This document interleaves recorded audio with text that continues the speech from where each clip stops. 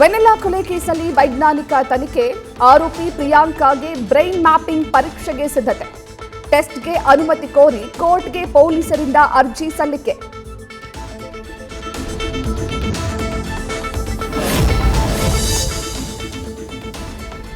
West of chord ರೋಡಲ್ಲಿ deadly rash driving, KTM bike ಸವಾರನಿಂದ ಹುಚ್ಚಾಟ, ವಿಜಯನಗರ ಸಂಚಾರಿ ಠಾಣೆಯಲ್ಲಿ ಪ್ರಕರಣ ದಾಖಲು.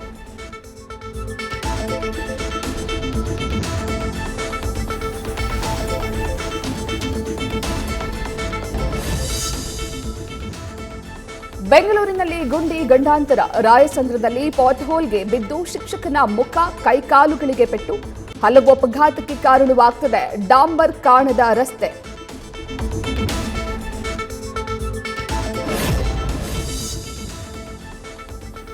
ಬೆಂಗಳೂರಲ್ಲಿ ಮತ್ತೆ ಬಂದ್ ಬಿಸಿ, ಗುರುವಾರ ಬೇಕರಿಗಳು, ಕಾಂಡಿಮೆಂಟ್ ಸಂಪೂರ್ಣ ಕ್ಲೋಸ್, ಹಫ್ತಾ ವಸೂಲಿಯಿಂದ ಬೇಸತ್ತು ಪ್ರತಿಭಟನೆ.